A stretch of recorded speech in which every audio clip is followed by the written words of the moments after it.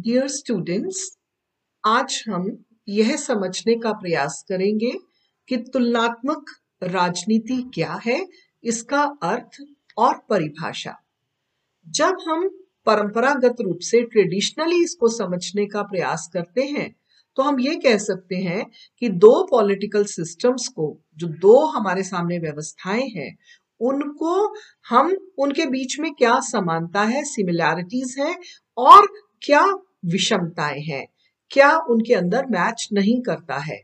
तो इस तरह से हम उनकी समानताएं और विषमताएं, इसको समझने का प्रयास करते हैं। और दूसरी ओर से जो तुलनात्मक राजनीति है, इसका विकास सेकेंड वर्ल्ड वॉर और विशेषतः 1960 के बाद बहुत ज्यादा हुआ है। अब हम केवल राज्य, सरकार और कानून का ही अध्ययन नहीं करते हैं, बल्कि हम उसमें और प्रकार के अध्ययन भी करते हैं। जैसे हम राजनीतिक व्यवस्था, पॉलिटिकल सिस्टम का अध्ययन करते हैं कि पॉलिटिकल सिस्टम कैसा है, पार्लियामेंट्री है, संसदात्मक है या अध्यक्षात्मक है, या किस प्रकार का है। हम उन पॉलिटिकल सिस्टम्स का कंपैरिजन करते हैं। फिर पॉलिटिकल कल्चर, जिसे हम राजनीतिक संस्कृति कहते हैं, राजनीतिक संस्कृति भी उसी प्रकार से है कि हमारा क्या जो है हमारे मूल्य है, क्या हमारे विश्वास है, क्या प्रैक्टिसेस है, उसका भी हम राजनीतिक रूप से हमारे क्या मूल्य है, क्या विश्वास है, तो उसको भी समझने का प्रयास करते हैं। क्योंकि हर पॉलिटिकल सिस्टम, हर कंट्री, हर स्टेट का अलग अलग पॉलिटिकल कल्चर भी होती है, यानी कि वो अपनी अलग अलग प्रैक्टिसेस करते हैं, अपनी अलग अलग राजनीतिक संस्कृति की। फिर उसके बाद उसका फॉर्मेशन कैसा है, राजनीतिक संरचना कैसी है। जैसे भारत में हम देखते हैं कि राष्ट्रपति है, संसद के दो सदन है, प्रधानमंत्री है, उसकी कैबिनेट है। हम इस तरह से अध्ययन करते हैं। तो अगर हम ब्रिटेन का अध्ययन करते हैं तो हम देखते हैं वहां पर राजा है और वहां की संसद के दो सदन है, प्रधानमंत्री है। और इस तरह से जब हम संरचनाएं हैं, हर देश की संरचना को भी देखते हैं कि उन्होंने पॉलिटिकल फॉर्मेशन, राजनीतिक संरचना को कैसे बनाया हुआ है। फिर राजनीतिक विकास, पॉलिटिकल जो डेवलपमेंट है, वो कैसे हुई है। यानी हम चार बिंदुओं पर आजकल प्रैक्टिस करते हैं मॉडर्न अप्रोच के अंतर्गत, जिसमें है राजनीतिक व्यवस्था, पॉलिटिकल सिस्टम, राजनीतिक संस्कृति, पॉलिटिकल कल्चर, राजनीतिक संरचना, पॉलिटिकल स्ट्रक्चर, और राजनीतिक संस्कृति, पॉलिटिकल कल्चर, राजनीतिक संरचना, पॉलिटिकल स्ट्रक्चर, और राजनीतिक विकास, पॉलिटिकल। राजनीतिक विकास के बाद ये चार बिंदु जो मैंने आपको बताए, राजनीतिक व्यवस्था, राजनीतिक संस्कृति, राजनीतिक संरचना, राजनीतिक विकास, इन चारों बिंदुओं के बाद राजनीतिक व्यवहार, पॉलिटिकल बिहेवियर, वो पांचवा बिंदु है जिस पर आजकल अध्ययन में बहुत अधिक ध्यान दिया जाता है कि व्यवस्थापिका किस प्रकार कार्य कर रही है, कार्यपालिका किस प्रकार कार्य कर रही है, न्यायपालिका किस प्रकार कार्य कर रही है। और उन संरचनाओं के अंदर की संरचनाएं, जैसे पॉलिटिकल पार्टीज हैं, प्रेशर ग्रुप्स हैं, विभिन्न प्रकार के ऑर्गेनाइजेशंस हैं, विभिन्न प्रकार की कम्युनिटीज हैं, और प्रेशर ग्रुप्स के अलावा विभिन्न नॉन गवर्नमेंटल ऑर्गेनाइजेशंस जो हैं, वो कैसे कार्य कर रहे हैं। तो ये सारी बातें इस अध्ययन के अंतर्गत आती हैं, जिसे हम पॉलिटिकल बिहेवियर कहते हैं। और राज्य का अध्यक्ष, चाहे वो प्रधानमंत्री के रूप में हो और चाहे वे राष्ट्रपति के रूप में हो, उसकी वर्किंग स्टाइल, उसके कार्य करने की शैली क्या है और उसकी क्या पॉलिसीज रहने वाली हैं, उसकी बैकग्राउंड क्या है, वो किस बैकग्राउंड से, किस पृष्ठभूमि से आए हैं, इसका अध्ययन भी इसके अंतर्गत किया जाता है। यानी कि पॉलिटिकल जो बिहेवियर है, उसके कारण राजनीति विज्ञान का जो हम तुलनात्मक अध्ययन करते हैं, उससे इसका क्षेत्र काफी बड़ा हो जाता है। इसी संबंध में एडवर्ड ए फ्रीमैन ने कहा है कि इसमें राजनीतिक संस्थाओं, सरकारों और उसके जो विविध प्रकार हैं उसका अध्ययन हम व्यापक रूप से करते हैं। यदि हमारे सामने दो टर्म्स आती है, राजनीतिक शासन और राजनीतिक अध्ययन, और राजनीति कंपैरेटिव पॉलिटिक्स आता है, तुलनात्मक राजनीति आता है, तो राजनीतिक शासन केवल सरकार, राज्य और उसकी संस्थाओं तक ही सीमित है, इससे आगे वो नहीं बढ़ता है। लेकिन जब हम इससे आगे बढ़ते हैं, हम तुलनात्मक अध्ययन में आधुनिक रूप से आगे बढ़ते हैं, तो इसके अंदर तमाम गैर राजनीतिक संगठन, संघ, गुट, समुदाय, प्रेशर ग्रुप्स, पॉलिटिकल पार्टीज, जो भी टेक्सचर इसको प्रभावित करता है, हम उस सभी का अध्ययन करते हैं। इसी संबंध में जो है विभिन्न प्रकार की जो परिभाषाएं की गई हैं, जैसे कर्टिस ने कहा है कि ये राजनीतिक संस्थाओं, उसकी कार्यविधि और राजनीतिक व्यवहार की निरंतरता है।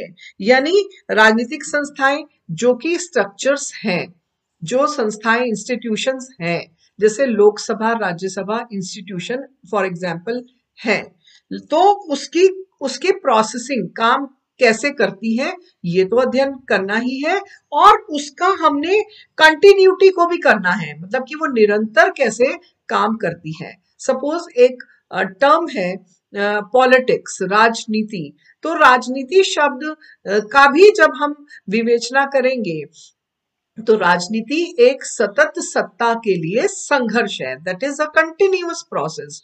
तो हमें उसको निरंतर रूप से पढ़ना होता है, निरंतर रूप से देखना होता है, और इसमें समानताओं और असमानताओं का भी अध्ययन किया जाता है। सपोज हम अगर एक मॉडल ले रहे हैं संसदात्मक शासन प्रणाली का, और हम एक मॉडल ले रहे हैं अध्यक्षात्मक शासन प्रणाली का, अगर हम ब्रिटेन और अमेरिका के संविधानों की, वहां की तुलनात्मक अध्ययन करते हैं, वहां की सरकारों का, वहां के सरकारों के कार्यों के प्रकारों का, तो हम टोटलिटी में अध्ययन करेंगे कि उनमें आपस में इन दोनों सिस्टम्स के अंदर भी क्या समानता है और क्या असमानता है, सिमिलैरिटी और डिससिमिलैरिटी का अध्ययन हम करेंगे।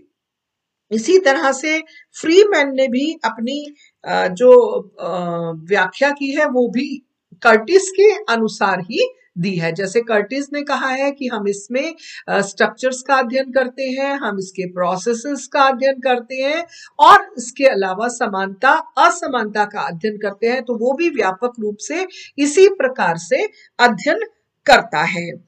और उसने भी कहा है कि इसमें हमें राजनीतिक प्रक्रिया, जो प्रोसेस है कि काम करने का ढंग कैसा है, उसको भी हमने देखना है। जैसे कि इस समय हम जिस समय से गुजर रहे हैं, तो हम इस समय भी ये अध्ययन कर रहे हैं कि किस देश का प्रमुख किस प्रकार से कोविड-19 से फाइट कर रहा है, चाहे वो भारत का प्रधानमंत्री हो, या पाकिस्तान का प्रधानमंत्री हो, या अमेरिका का राष्ट्रपति हो, या कनाडा या इटली का प्रमुख हो। तो वो उसका काम करने की प्रक्रिया क्या है, किस परिस्थिति में वो कैसे काम कर रहे हैं, और सामान्य परिस्थितियों में वो कैसे काम करते हैं, तो इनका तुलनात्मक अध्ययन होता है। फ्रीमैन ने भी इसी प्रकार से परिभाषा करते हुए तुलनात्मक राजनीति के जो विविध प्रकार है उसका अध्ययन पे जोर डाला है। यानी हम इस निर्णय पे पहुंचते हैं, इस बात पे आते हैं कि तुलनात्मक राजनीति में जो है, हम जब अध्ययन करते हैं तो विभिन्न प्रकार के अनुभवों, विभिन्न प्रकार की संस्थाओं, विभिन्न प्रकार की एक्स्ट्रा कॉन्स्टिट्यूशनल बॉडीज जिनका कि संविधान में वर्णन नहीं है, और गैर राजनीतिक संगठन जो कि राजनीतिक नहीं है, उनका भी हम इसके अध्ययन करते हैं। और अंदर, सरकार के अंदर जो प्रोसेसेस है और सरकार के बाहर जो उसको प्रभावित कर रहे हैं, हम सभी का टोटलिटी में अध्ययन करते हैं। तो ये कंपैरेटिव पॉलिटिक्स में इस तरह से मॉडर्न जो अप्रोच है उसमें हम अध्ययन करते हैं। लेकिन सिडनी वर्मा ने भी एक महत्वपूर्ण परिभाषा इस संबंध में दी है। उसने कहा कि सरकार की औपचारिक संस्थाएं जैसे कि सरकार कैसे फॉर्म हुई है, अध्यक्षात्मक है या संस्थात्मक है। अगर संस्थात्मक है तो संस्थात्मक में उसके सदन कैसे हैं और उसकी पूरी रचना कैसी है, उसकी व्यवस्थापिका कैसे है, उसकी न्यायपालिका कैसी है, उसकी कार्यपालिका कैसी है, ये उसका औपचारिक ढांचा होता है। फिर उससे जब हम आगे बढ़ते हैं, सिडनी वर्मा ही कहता है, फिर हम उसके बाद क्या करते हैं, राजनीतिक प्रक्रियाओं का अध्ययन करते हैं कि वो स्ट्रक्चर जो बना हुआ है संविधान के अनुसार वो कैसे काम कर रहा है, उसका काम करने का ढंग कैसा है। फिर है राजनीतिक कार्य, जो कि वो पॉलिटिकल फंक्शंस, उससे भी आगे बढ़ते हैं तो वो पॉलिटिकल फंक्शंस क्या कर रहा है। फिर हम जब आगे बढ़ते हैं सिडनी वर्मा के अनुसार ही कि पश्चिमी देशों की स्ट्रक्चर्स कैसे हैं।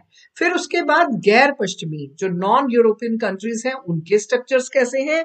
फिर एशिया के स्ट्रक्चर्स कैसे हैं। फिर हम आगे बढ़ते हैं अफ्रीका के स्ट्रक्चर्स कैसे हैं। फिर ब्रिटेन और अमेरिका के स्ट्रक्चर्स कैसे हैं। यानी कि हम सारे स्ट्रक्चर्स का अध्ययन धीरे धीरे आगे की ओर बढ़ते हुए करते हैं। हम उसको टोटलिटी में, सिडनी वर्मा के अनुसार हम उसके जो फॉर्मल स्ट्रक्चर्स हैं, औपचारिक संगठन है, औपचारिक संरचनाएं हैं, उसके बाद उसकी क्या प्रक्रियाएं हैं, वो किस प्रकार से काम करते हैं।